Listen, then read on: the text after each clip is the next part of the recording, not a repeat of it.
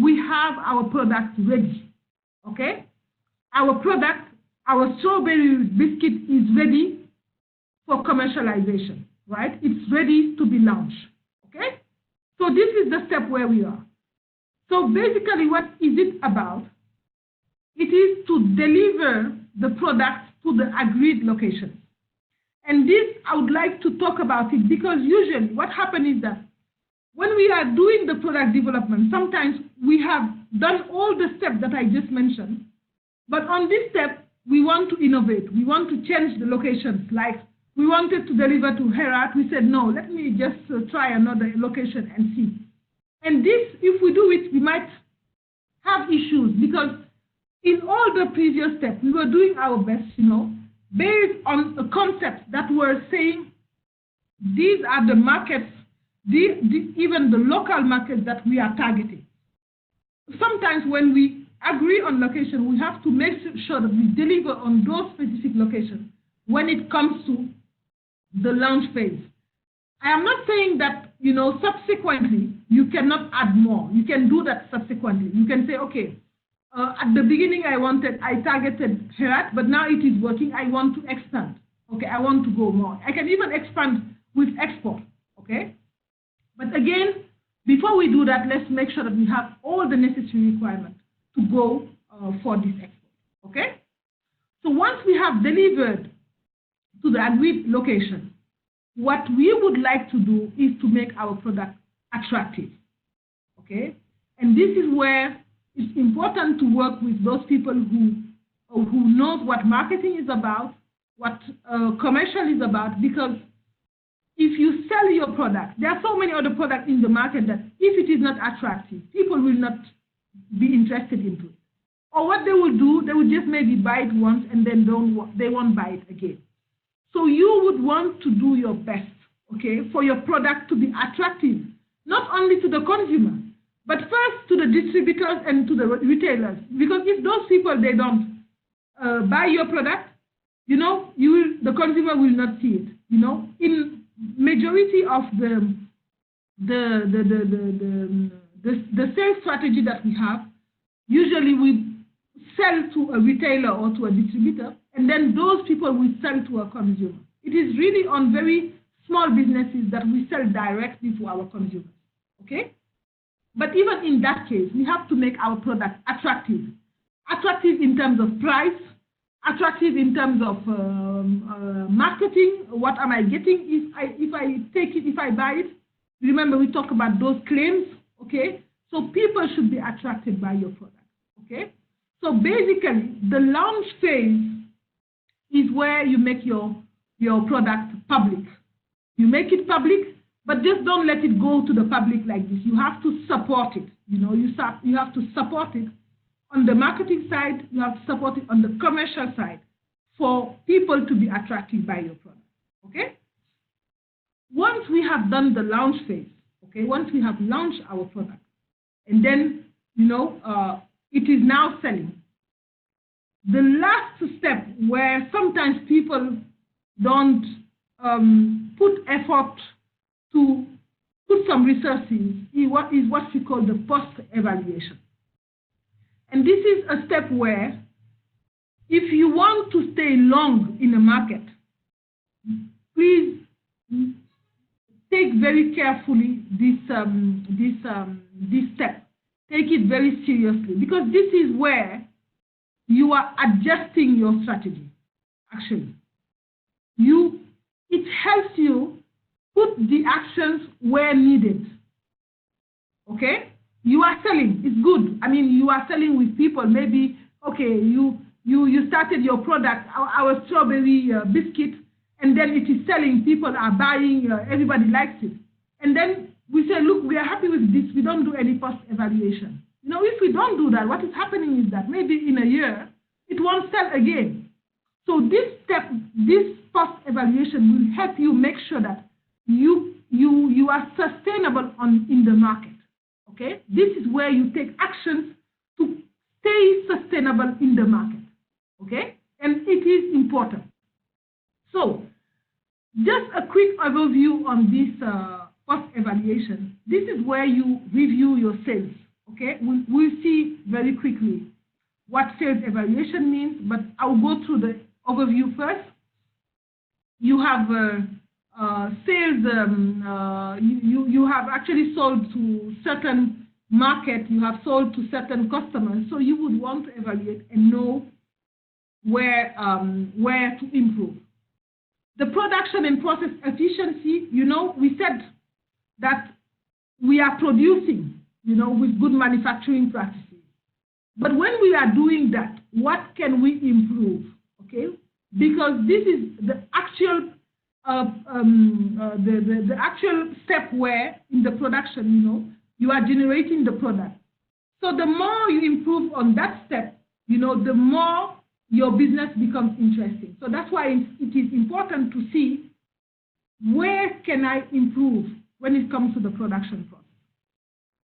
Retail quality audit, what does it mean? It means that you just visit your retailers. You visit your retailers to get feedback from them. You can go with a knot and a block knot and get feedback from the retailers. How do they feel about your product? Is it interesting to sell? Is it selling compared to the competitors? How is it doing? So in terms of quality, is the product staying on the shelf as planned? Maybe you have planned to have a shelf life. Remember, we talked about shelf life. You said, I want a shelf life of 6 months. But actually, when you do your retail quality audit, the retailers will tell you, no way, it can't be 6 months. What we have seen is that after 3 months, your product is not good anymore, or the packaging is feeding off, or whatever, fading off. So this is something that will help you, also take actions when it comes to your production, maybe your packaging.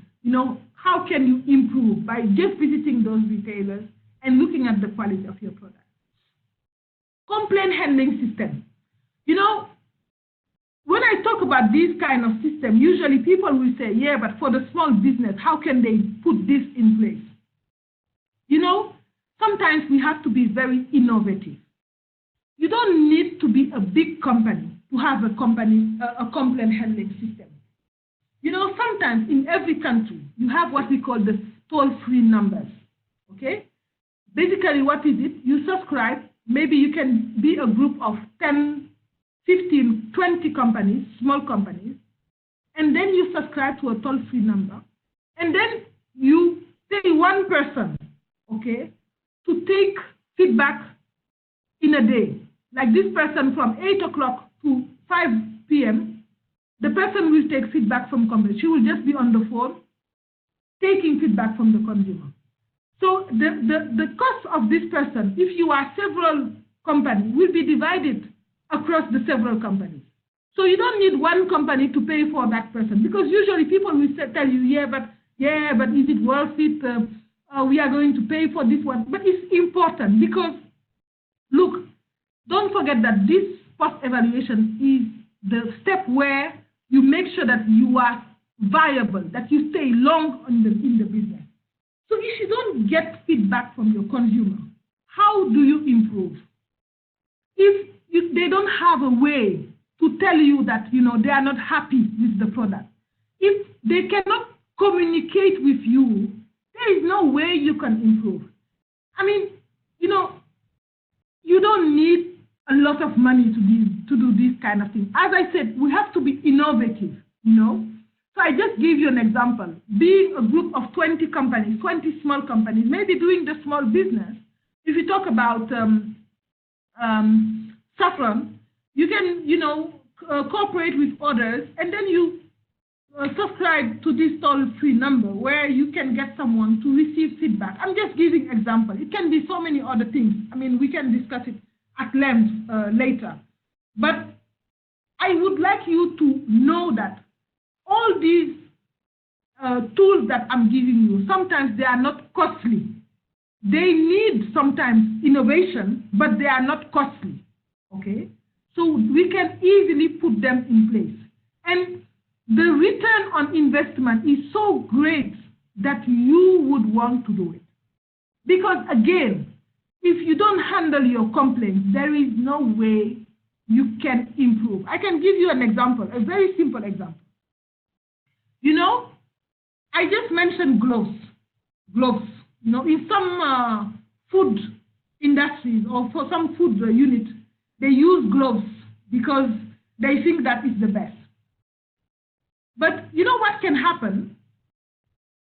Most of the time, the gloves, part of the gloves, you will find it into the product. And that is why when it comes to good manufacturing practices, glove is not the best.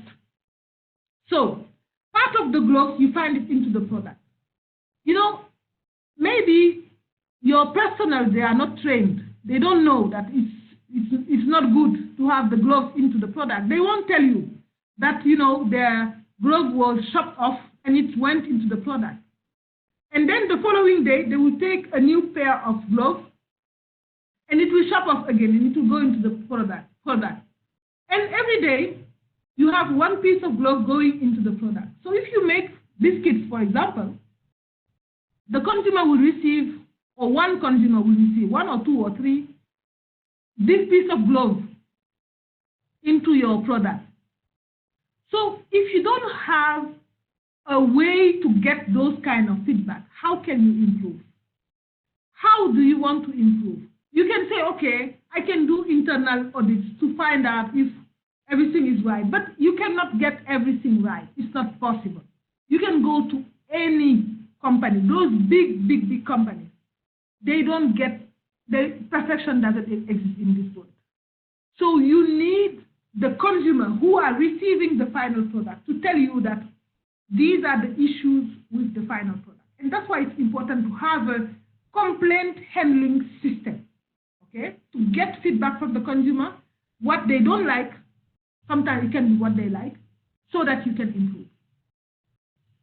The next one is what we call shopper eye study. It's very simple. It's just that as a business owner, what you want to do is to go to the shop, to the supermarket, to the retailer, and observe your product. What you want to know is that, is your product attractive enough for the consumer?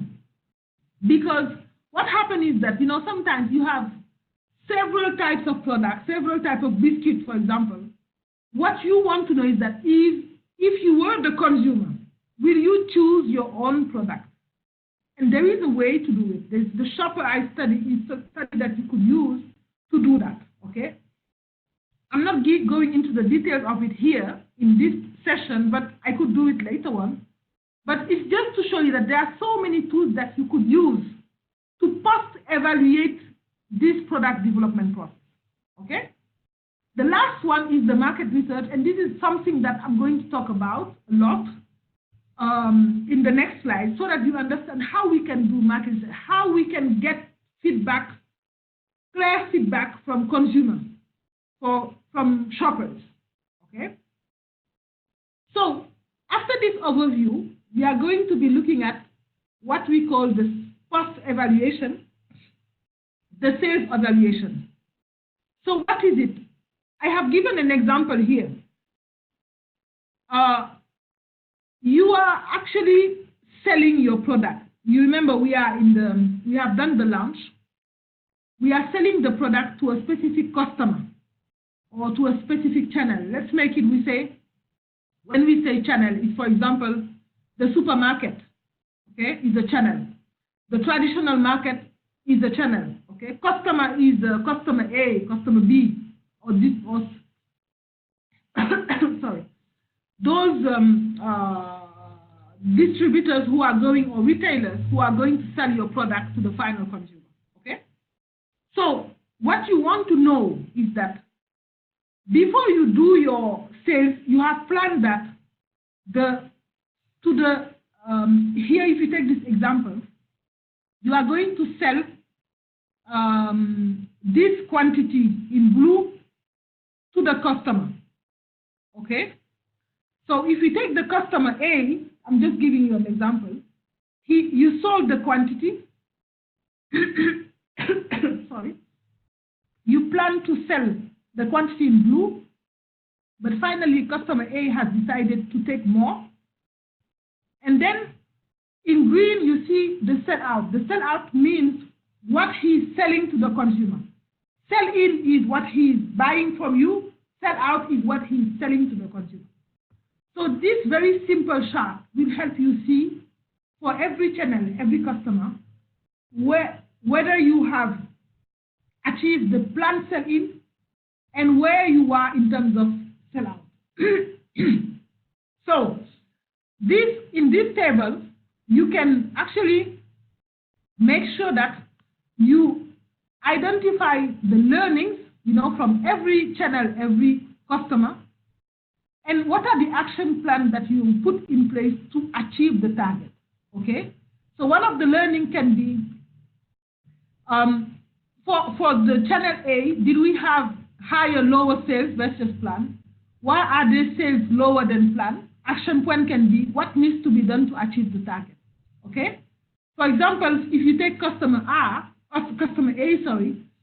if you haven't achieved, let me take a customer where we did not have achieved, customer B, if we did not achieve the plan selling, we would want to understand why. We can go to them and understand. And this is very simple chart that will give you, the overview, by customer.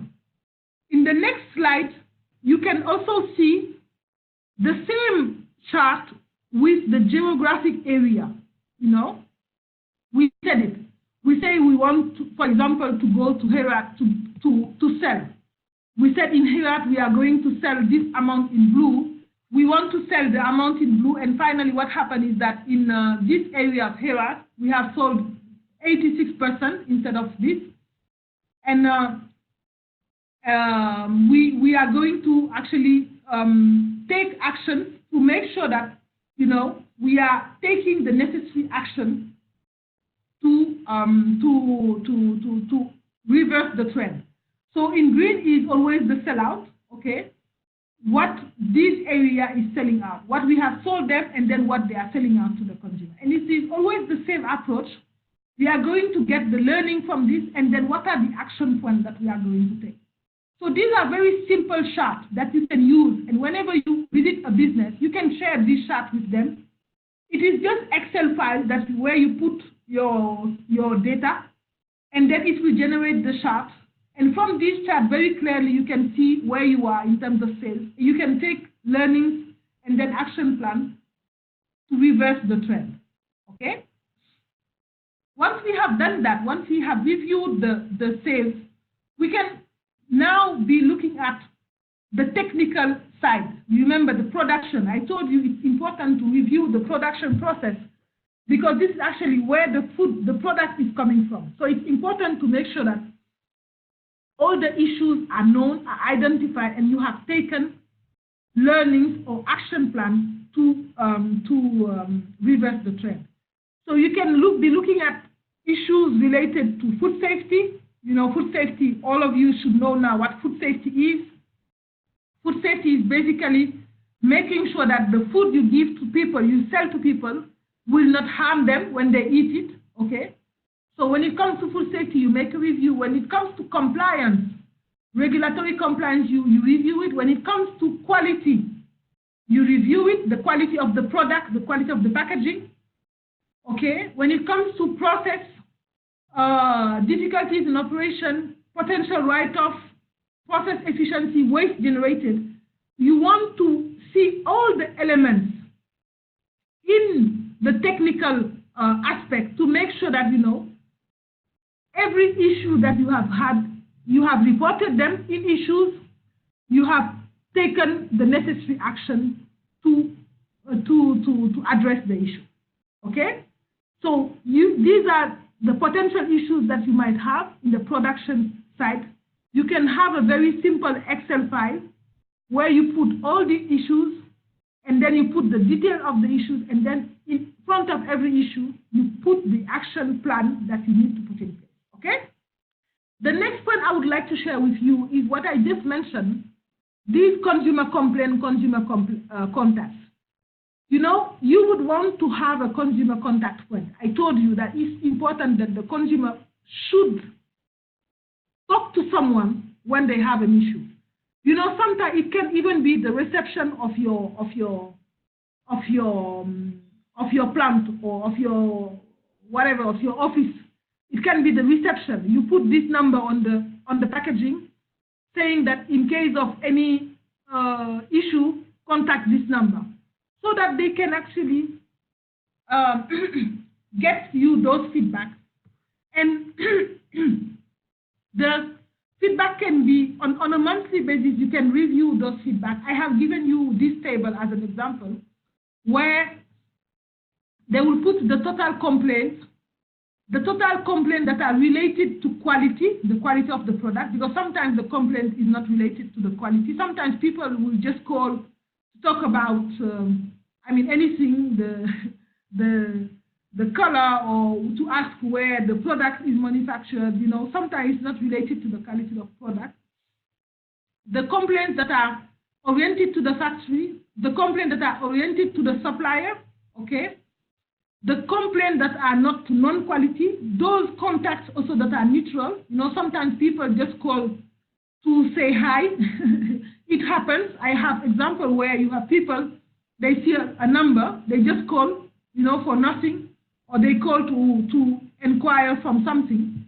Or sometimes they also give positive feedback. You have some people, when they see the number and they are happy with your product, they will call you to say, look, I was calling to say congratulations, I'm very happy with the product, or something.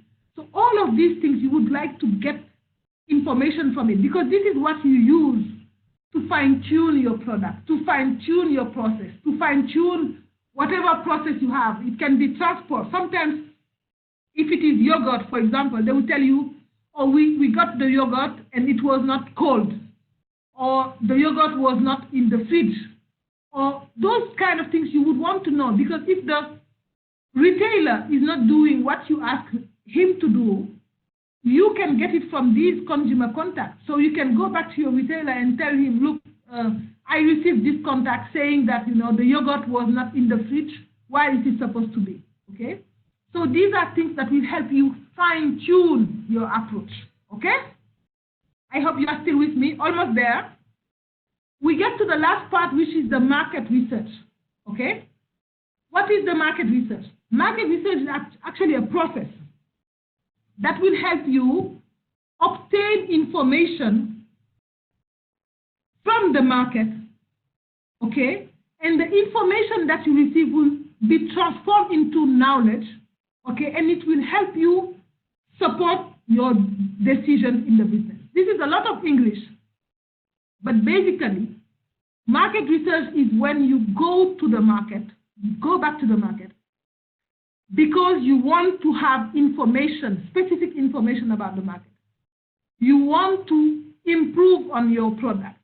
You want to take some business decisions, okay, in your product, in your processes, okay? This is what market research is used for, okay? It goes back to the market to give you information in order for you to take decisions, okay? So that's it. It's as simple as that. So when is it used? Okay, it is used usually to be a window to our consumers, okay? So it helps us know our consumer better, see our consumer from the other side, okay? If you have some business questions such as, who are my consumers? You know, I'm making my strawberry biscuit and I want to know who is eating it. I have to go to do a market research. If I want to know the people who are eating my strawberry biscuit, what are their habits? Why do I want to know what are their habits? Maybe because I want to improve on the biscuits. Maybe I want to know if the size of the biscuits is enough. Is it good for them? Are they people who, for example, they go to the office, they take it to the office? If it is people who take it to the office, maybe they want it in single packaging, right? If it is usually eaten by kids, you know, at home, maybe to have it in a multi serving package is enough. So it will help you know how you can improve the preference of your product from the consumer. what are the opportunities that exist in the market? What are these opportunities? How can I do something new? Okay, you remember, identify the opportunity. Market research will help you. Why do my consumer behave this way or that way? For example, you have a competitor and you want to know, why do my consumer always buy the products from the competitor? Or why do my consumer always buy the product from the supermarket and not from the shopper in the area? Okay? So it helps you answer to a lot of business questions. And basically, it helps you see the consumer on the other side. Okay? It gives you insight from the consumer. Now, why do we want to get insight from the consumer? Why? The reason why we want to get insight from them is because we want to see what they see. It means that when they receive our product, we want to know what they see from the product. That's what we want to know. Basically, I am making these biscuits and I give it to the consumer. I want to know or to see what they see when they receive that. Maybe just if I give an example. If in my biscuits, for example, I have made an effort to put some design. You know, sometimes you can put some design on the biscuit. But are you sure that the consumer has seen it? Sometimes the consumer, they don't see it. I mean, you make a lot of effort to do that, and they just don't see it. So you would want to know that. It also helps you to understand how they feel. What does that mean? It means that you give them a product. Basically, what happens is that, okay, I have given you a strawberry biscuit. How do you feel when you eat it? Do you feel good? Do you feel bad? Do you feel good? I mean, in terms of health when you eat it, okay? So you want to understand how they feel. You know, you want to be in their shoe, in other words, if I want to use another English, okay? So this is why we want consumer insight. We have this type of market research. You can decide to do what we call a desk research. What is desk research? It means that you go to Google, okay? I use Google because that's the most common. And then you ask Google about anything, okay? You can put every kind of question or Wikipedia or whatever. It's basically you are on your desk and you are trying to get information from your desk. That's what we call a desk research, okay? The other side, opposite of desk research, is you go to the field. Going to the field means that you go and meet the people. That's what we call a field research. You meet the people to get information from them. And when it comes to field research, there are two types. You have a survey and what we have a panel. And thanks to Hamid, I have put here an example of a panel, okay, from Afghanistan, essentially evaluation which was done. So the panel is usually a very, not so many people that usually know your product, okay, they know the attributes of your product. So you would want to get information from them. So you see this here is very informal. You put them in this, you invite them in this saloon, and then you give them the different product or the different options to get information from them. Usually, you will give them some papers, you give them some supportive documents they need to fill, so that later on you can use those documents to get the information you want. So panel is much more sizable, and usually it is done directly by the company. I mean, you can decide that I want to do a panel tomorrow, you know, you take your product, you say, okay, I want to do the panel because I would like to know if people like this, which option they like in the different option of products I have. So why do they want it? Why do they like it? So you take here, for example, there are 5 people who know the product, and then who know the type of product, and then you ask them, what do you think? Okay, how can we improve this? Do you like the color? Do you like the aspect? You know, and then they will give you this information. And usually this you can do it. You remember when we said that we have to do a prototype of a new product at the concept, idea and concept phase. when you do a prototype, you can use a panel, okay, to do this kind of exercise.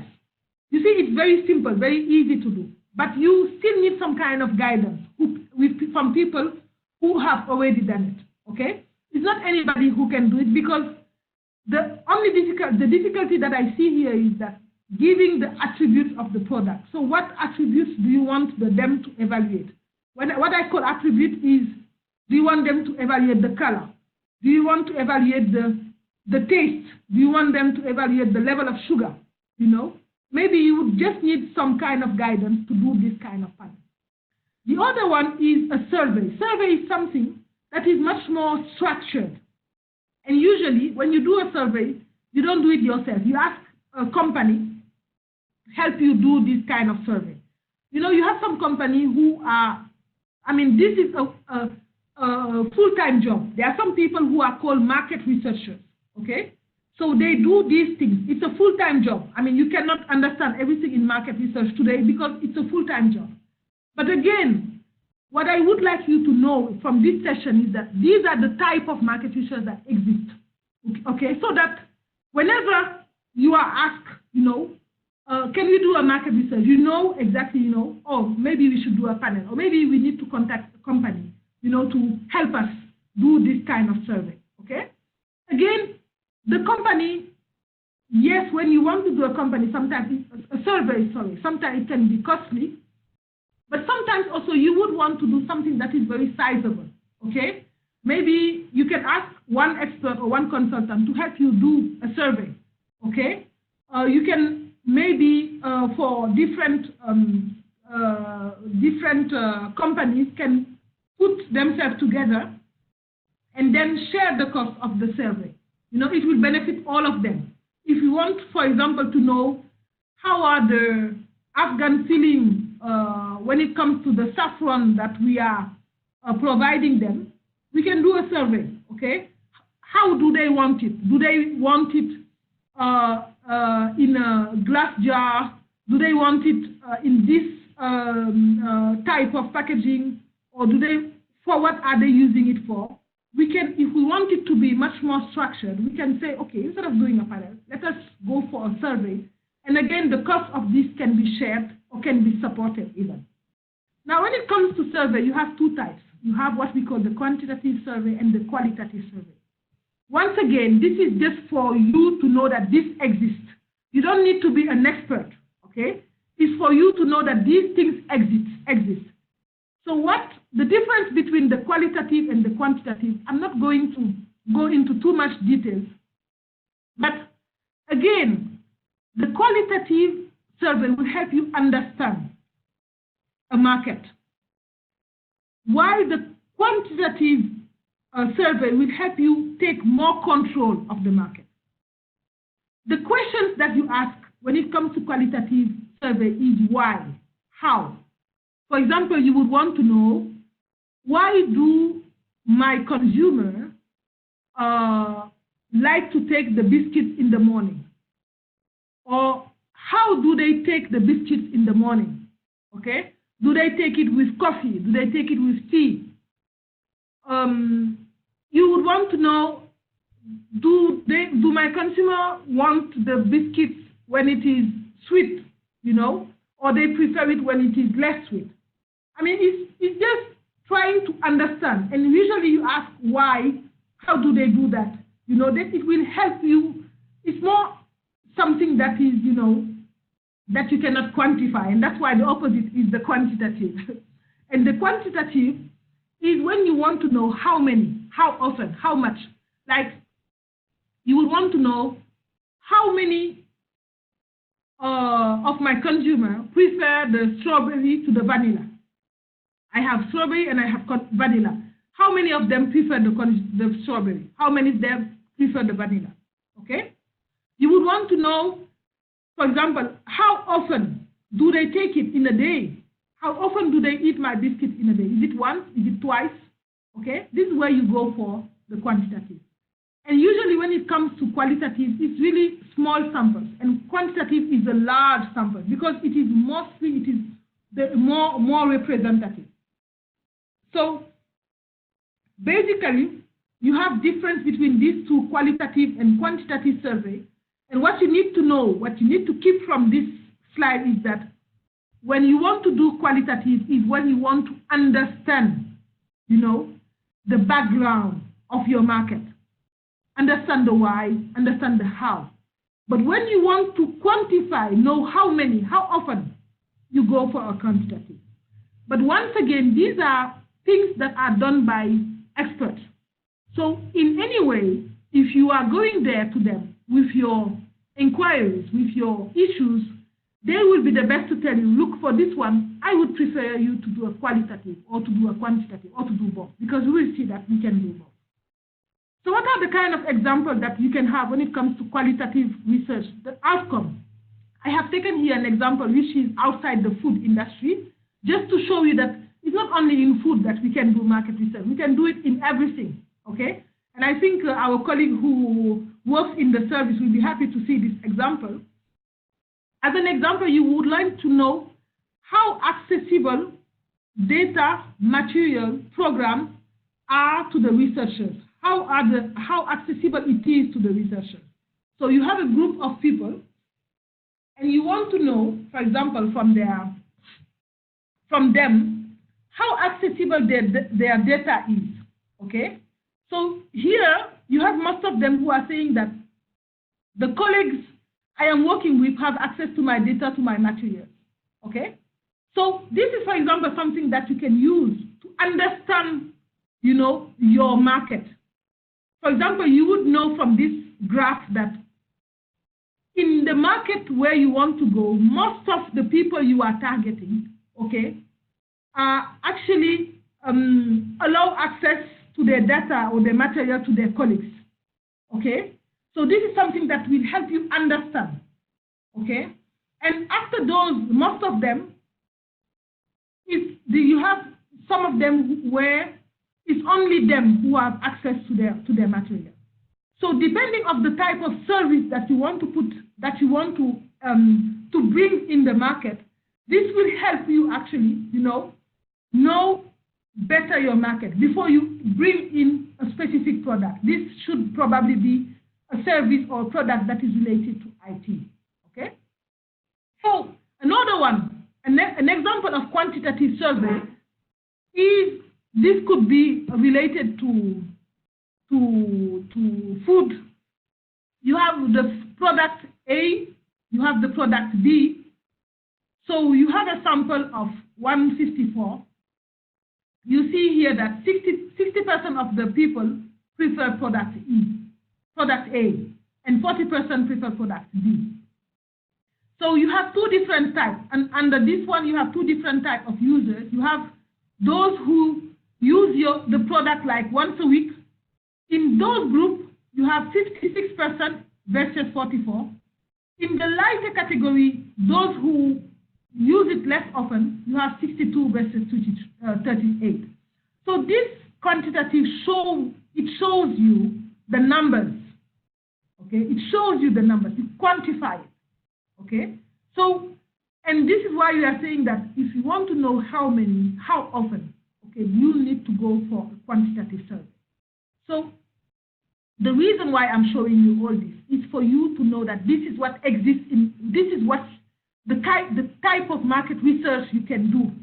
Okay, you again don't be an expert in it, or you are not supposed to be an expert in it. Anytime you want to do a market research or market survey, please go to the expert and tell him, look, I know there is a quantitative and there is a qualitative. Which one would you advise?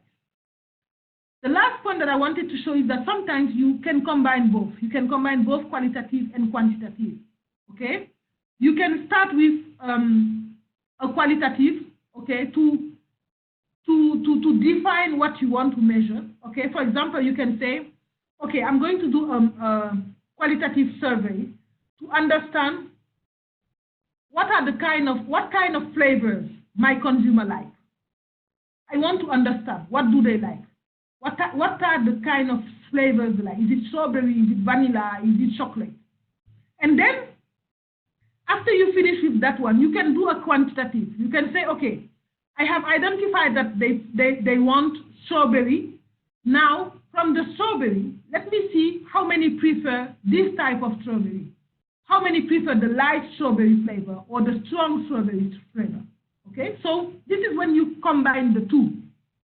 And usually, one of the golden rules when it comes to market research is that anytime you are new in a market, let's assume that, okay, I am new in making saffron in Afghanistan. Before I do anything, the best is to do a qualitative survey. The best is to do a qualitative survey to understand the market, because remember, qualitative will help you understand the market, okay, before you start even, okay? So this is it. Basically, we are done with the post-evaluation, okay? Once again, market research is a full-time job. You have people who will do that in their entire life. That's their job.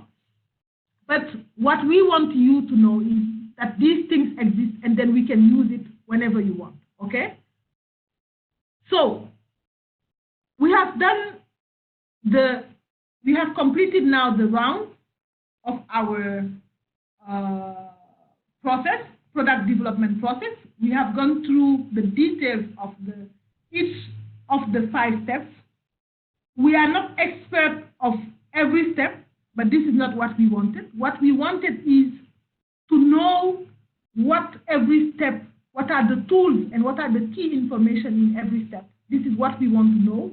If we have achieved this, we have achieved our goal, okay, to know in every step what are the tools and what are the information that can be used, okay? And once again, to also know that consumers and shoppers are in the middle of this product development process.